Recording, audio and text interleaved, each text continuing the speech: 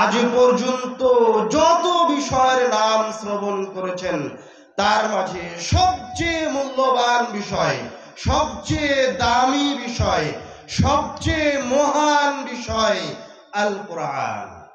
এমন এক কিতাব যার আয়াত শ্রবণ করলে আল্লাহ রাব্বুল আলামিন শ্রবণকারীর উপর রহমত বর্ষণ করতে থাকেন।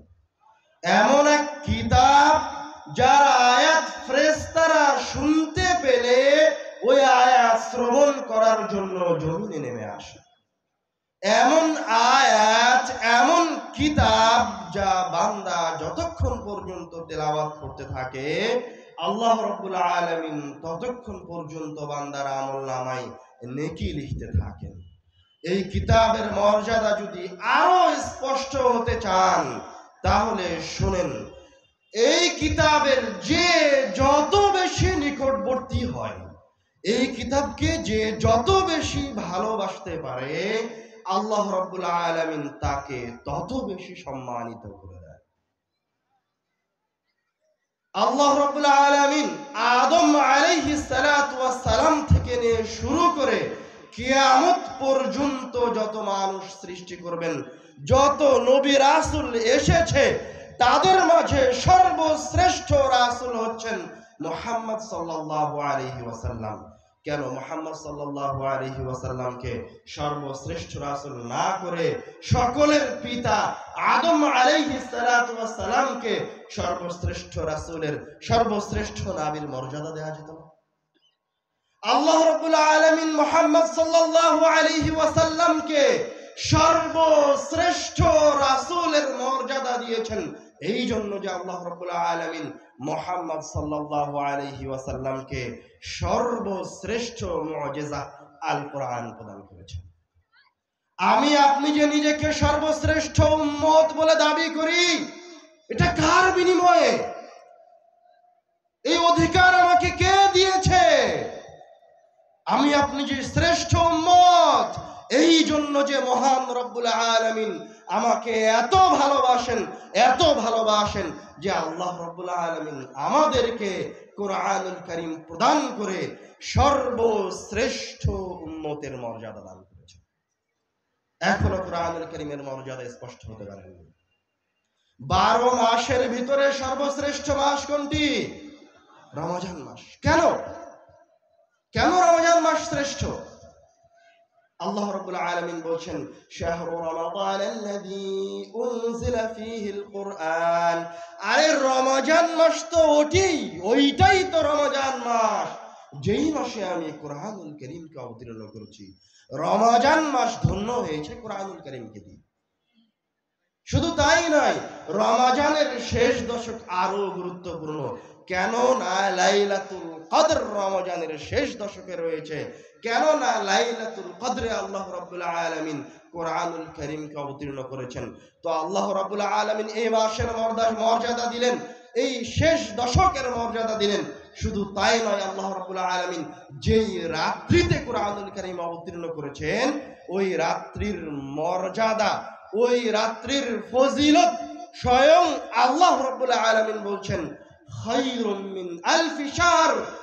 এই এক রাত্রির ইবাদত, এই একটি রাত্রির ইবাদত আপনার জীবনের 80 বছরের ইবাদতের চেয়ে উত্তম, যে 80 বছরের মাঝে লাইলাতুল কদর নেই।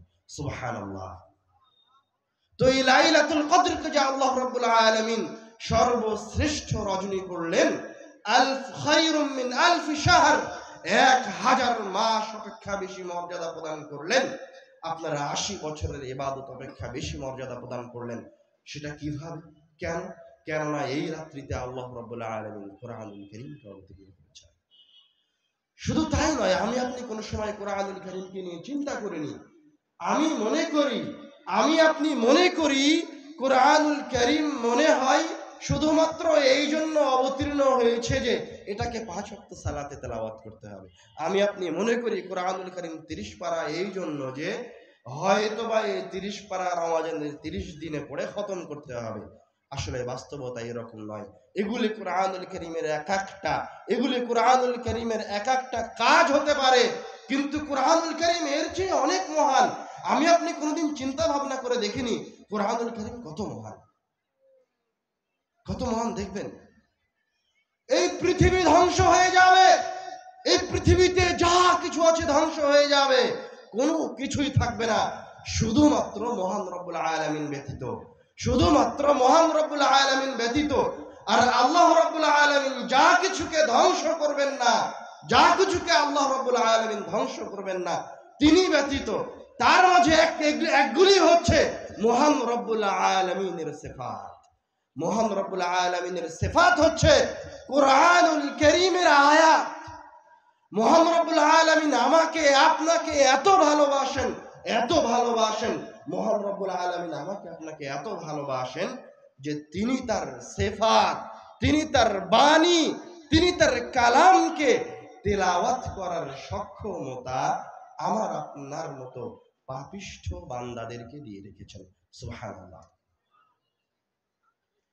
রাসূল সাল্লাল্লাহু আলাইহি ওয়াসাল্লাম সাহাবীদের সামনে এসে বলছেন, ইন্না লিল্লাহি আহলিনা মিনান নাস, এই জমিনে, এই দেবীনগরের মাটিতে মহান রব্বুল আলামিনের একটা পরিবার বসবাস করে।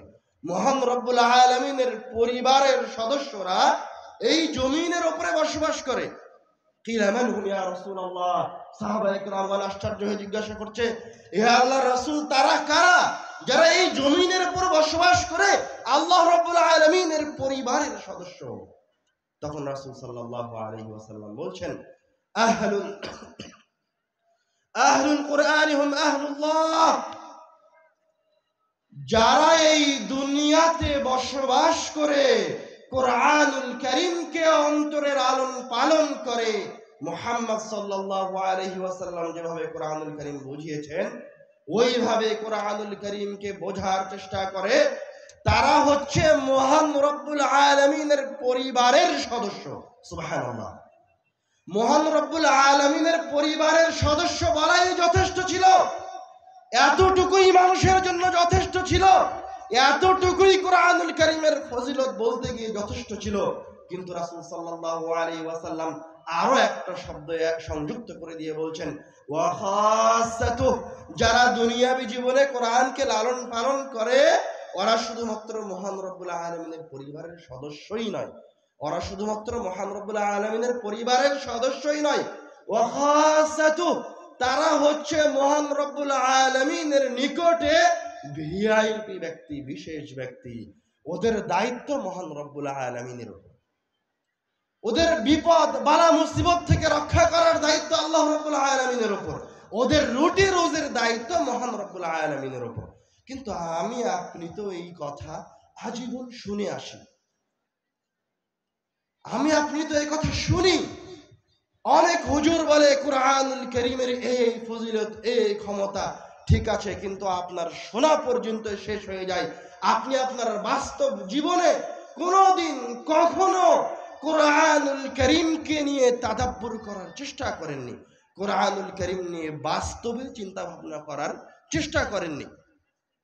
যেমন দেখেন রাসূল সাল্লাল্লাহু আলাইহি ওয়াসাল্লাম আরেকটা হাদিসে বলছেন, ইন্নাল্লাহ তাআলা লা ইউআযযিবু কলবান ওয়া আল কুরআন, আল্লাহ রাব্বুল আলামিন ওই অন্তরকে কোনোদিন শাস্তির সম্মুখীন করে না যেই অন্তর কোরআনুল কারীমকে লালন করে, যেই অন্তর কোরআনুল কারীমকে ধারণ করে আল্লাহ রাব্বুল আলামিন ওই অন্তরকে কোনোদিন শাস্তির সম্মুখীন করবেন না। ওয়া ইন্না হাযাল কুরআন মা'জাবাতুল্লাহ, আর এই কোরআনুল কারীম হচ্ছে আল্লাহ রাব্বুল আলামিনের পক্ষ থেকে মুমিনদের জন্য, মুসলমানদের জন্য মা'জাবাতুল্লাহ, মেহমানখানা, মুসলমানদের জন্য সেফ হাউস, মুসলমানদের জন্য বুলেট প্রুফ জ্যাকেট। ফামান দাখালা ফীহি ফাহুয়া আমিন, যেই ব্যক্তি কোরআনুল কারীমের মাধ্যমে, কোরআনুল কারীমকে দিয়ে আল্লাহ রাব্বুল আলামিনের কাছে কোনো বিপদ থেকে আশ্রয় চাইবে, কোরআনুল কারীমকে দিয়ে আল্লাহ রাব্বুল আলামিনের কাছে কোনো প্রকার সমস্যা থেকে আশ্রয় চাইবে, আল্লাহ রাব্বুল আলামিন তাকে ওই সমস্যা থেকে আশ্রয় প্রদান করবেন। আপনি তো অশিক্ষিত মুসলমান, আপনি তো এই হাদিস শোনেন, আপনি তো কোনোদিন কোরআনুল কারীমের একটা আয়াত তাদাব্বুর করে ইসলাম গ্রহণ করেননি। আপনার বাপ মুসলমান ছিল, আপনিও মুসলমান, এই জন্য এই হাদিস আপনার অন্তরে প্রভাব বিস্তার করে না। এই হাদিস শোনার পরেও, এই হাদিসের অনুবাদ শোনার পরেও আপনি ইন্ডিয়াকে ভয় পান। এই হাদিস শোনার পরেও আপনি বর্তমান পরাশক্তি আমেরিকাকে ভয় পান। কেন? কেননা আপনি শিক্ষিত মুসলমান নন। আপনি যে ঈমান অর্জন করেছেন এটা শিক্ষিত মুসলমানের ঈমান নয়। আপনার বাপ মুসলমান ছিল তাই আপনি মুসলমান, আপনার ভাই আহলে হাদিস ছিল তাই আপনি আহলে হাদিস। কেন আমি এই কথা বলছি? আপনি সাহাবীদের যুগে ফিরে যান।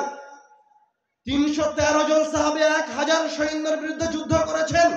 শুধু তাই নয়, মাত্র 4-5 হাজার সৈন্য মুজাহিদ 2 লক্ষ সৈন্যের বিরুদ্ধে যুদ্ধ করেছেন। 2 লক্ষ সৈন্য যদি 4000 মুজাহিদের উপর দিয়ে দৌড়ে চলে যায় তো 4000 মুজাহিদকে খুঁজে পাওয়া যাবে না, নিশ্চিহ্ন হয়ে যাবে। কিন্তু সাহাবায়ে কেরামগণ মুজাহিদেরা কোনোদিন এই কথা ভাবেনি, এই কথা চিন্তা করেনি যে তার সামনে কোন পরাশক্তি দাঁড়িয়ে আছে। এই কথা কোনোদিন সাহাবায়ে কেরামগণ চিন্তা করেনি। তারা কি চিন্তা করেছে? তারা চিন্তা করেছে যে আমি কোরআনুল কারীমের একটা আয়াতকে আমার অন্তরে লালন পালন করি। আমি এই কথা, তাদের অন্তরে এই বিশ্বাস ছিল যে কোরআনুল কারীমের একটা আয়াত, কোরআনুল কারীমের একটা আয়াত, কোরআনুল কারীমের একটা শব্দ, কোরআনুল কারীমের একটা অক্ষর সামনের যে লক্ষ লক্ষ সৈন্যের বাহিনী দাঁড়িয়ে আছে এদেরকে কয়েক সেকেন্ডের মাঝে ধুলোয় ধূসরিত করে দিতে পারে, এই ঈমান সাহাবীদের কাছে ছিল। এই জন্য ওরা কোনোদিন কোনো সময় পরাশক্তিকে ভয় করে। আর আমার আপনার কাছে ওই ঈমান নাই, এই জন্য আমি আপনি পরাশক্তিকে ভয় করি। আমরা বলছিলাম কোরআনুল কারীমের শ্রেষ্ঠত্ব, কোরআনুল কারীমের মর্যাদা। এখন আমরা আসি কোরআনুল কারীম সম্পর্কে সম্যক কিছু ধারণা অর্জন করি। আল্লাহ রাব্বুল আলামিন যেই কিতাবকে এত মর্যাদা দিলেন, যেই কিতাবকে আল্লাহ রাব্বুল আলামিন এত শক্তি দিয়েছেন, যেই কিতাবকে আল্লাহ রাব্বুল আলামিন সকল কিছু প্রদান করেছেন, সেই কিতাব সম্পর্কে একজন মুসলমান হিসেবে জানা আবশ্যক, জরুরি কর্তব্য। এই কিতাব কি? এই কিতাব হচ্ছে আল্লাহ রাব্বুল আলামিনের পক্ষ থেকে প্রেরিত জিবরিল আমিনের মাধ্যমে আল্লাহ রাব্বুল আলামিন মুহাম্মদ সাল্লাল্লাহু আলাইহি ওয়াসাল্লামের উপর যে ওহী অবতীর্ণ করেছেন তার নাম হচ্ছে আল কোরআন। আর এই কিতাবের যদি নামের দিকে আসেন তাহলে এই কিতাবের মৌলিক 4টি নাম রয়েছে, যার প্রধান